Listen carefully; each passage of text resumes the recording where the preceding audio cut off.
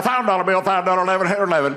Yep, 10 here, 11, 11. Get that satisfied look off your face, you're out. I don't want to be mean. Liars, cheaters, thugs, perverts, rat-infested, graffiti-infested, frauds, crooks, freaks, creeps, radical left, bad people, lunatics, shithole. Just a system of high-energy steam. I'd like it to be a little bit warmer. Guys go like, huh. I have Indian blood. I just had bacon this morning. I think the fact that I'm leading in the polls is what's keeping the stock market up. It was the best bacon I've ever had. I only talk about polls if they're good for me. I never talk about them if they're bad. There was no fat in it. Even if you vote and then pass away, it's worth it. If you're just so sick you can't, darling, I don't think, get up. We don't want to catch disease from people that sadly are not feeling so great. Take me in, oh tender woman. Go home to mommy. Your mommy's waiting. They talk about slates. I had nothing to do with slates, but patriots had to do with slates. If I had a broken leg, I wouldn't be wearing Bermuda shorts during an interview. Thomas Jefferson did slates. They've been slates all over, and he walks around the ring lifting a 300-pound guy over his shoulders like this. Do you think this is fun? Actually, do you think it's fun? It's not fun, but we're getting our point across. Russia, Russia, Russia, Russia, Russia, Russia, Russia, Russia, Russia, Russia, Russia, Russia, Russia, Russia, Russia, Ukraine, Ukraine, Ukraine. Don't you love this guy? Good. When there's a crash, I hope it's going to be during this next 12 months, because I don't want to be Herbert Hoover. The one president, I just don't want to be Herbert Hoover. But Donald Trump hopes millions of Americans lose their money from their 401ks and retirement savings within the next 12 months, so he doesn't look bad. Every time he opens his mouth, he says things like this. I hope the economy crashes. I hope Wall Street crashes. I hope people lose their 401ks. I hope the economy's destroyed so I can get elected president. The choice is clear. Donald Trump's campaign is about him, not America, not you.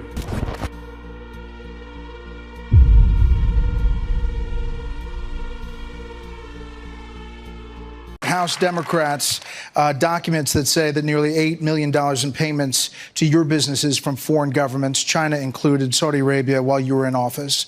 They say Article 1 of the Constitution says you can't accept money from foreign governments while president. Would you pledge to divest from your business in a second term as other presidents have? If I have a hotel and somebody comes in from China, that's a small amount of money. You know, it sounds like a lot of money. That's a small.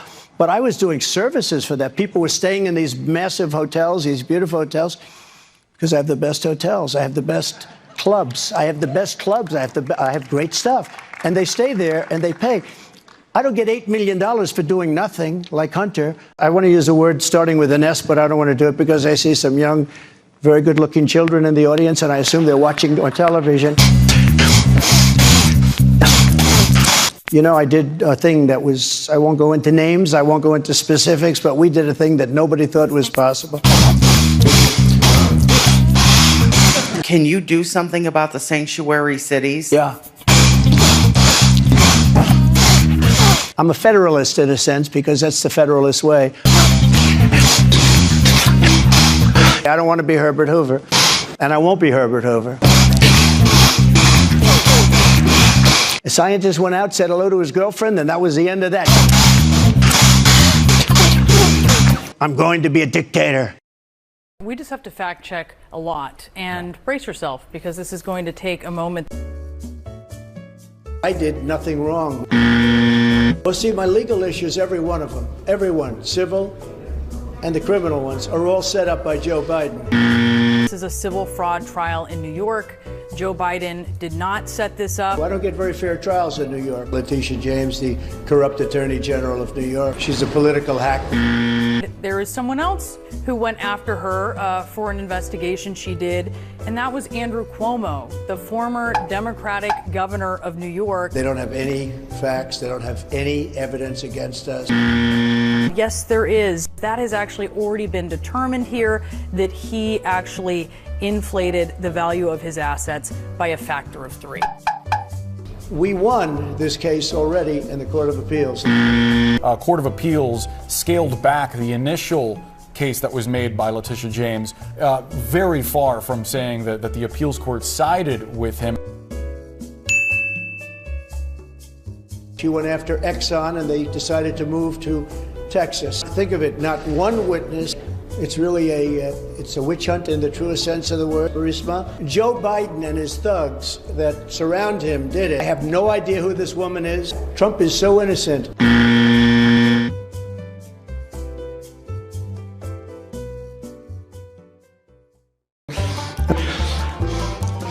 Thank you.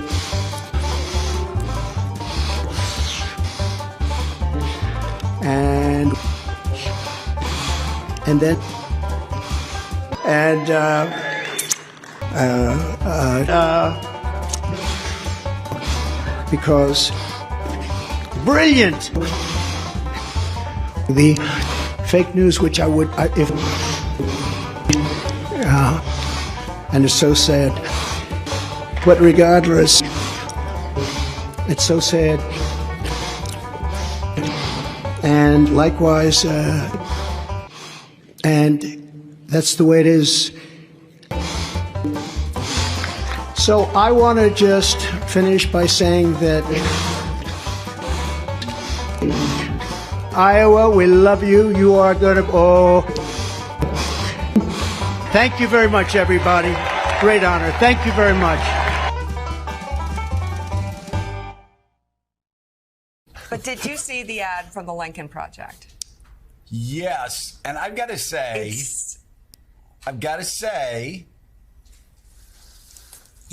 they just totally set themselves up for this. You know, Willie, it's kind of like if you got Nolan Ryan on the mound and there's a batter who keeps toying with Nolan Ryan. He keeps stepping out of the box right when Ryan's ready to deliver.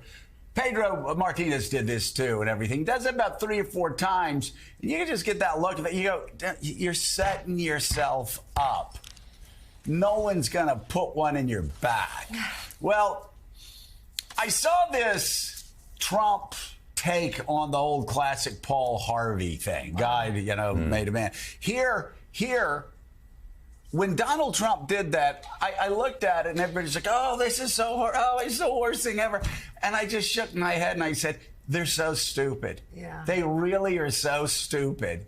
They're going to play for like 3% here, basically claiming he's the second coming of Jesus. And all they're doing is setting themselves up for a blistering parody of this. And sure enough, Nolan Ryan, he wound up really hard, put about 101 mile an hour fastball right in the Trump campaign's back. And then to extend your metaphor, Joe, goes in the guy's back, and it's Robin Ventura. He charges the mound, and Nolan Ryan still puts him in a headlock and just continues to pummel him.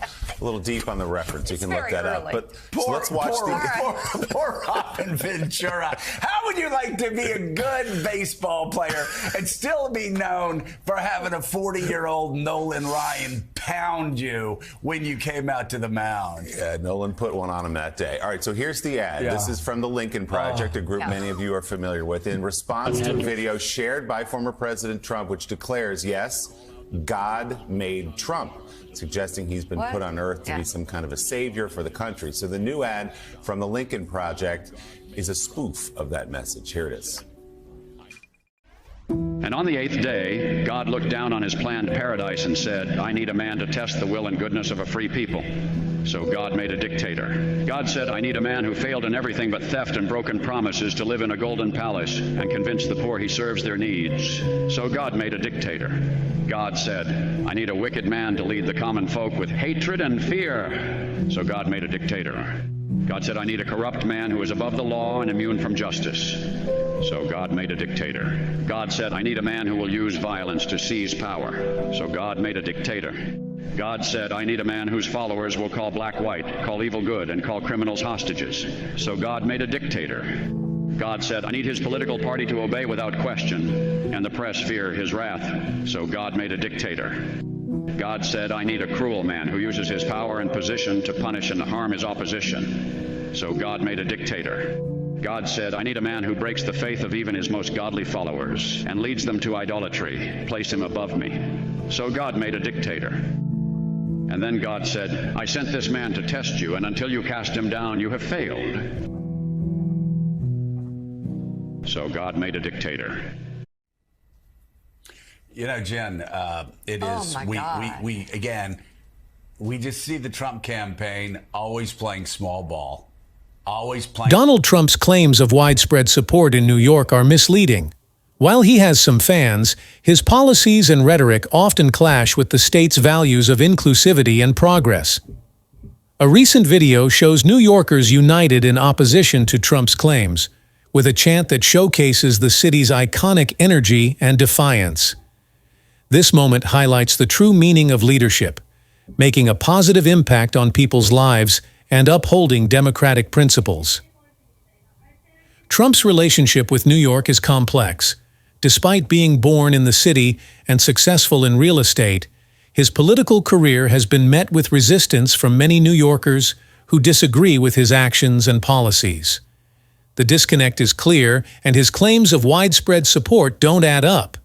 The video is a testament to the power of the people's voice and a reminder that leadership is about genuine connections and understanding, not spin doctoring. Will this moment be a wake-up call for Trump to take accountability for his actions and recognize the real-world impact of his policies? Only time will tell.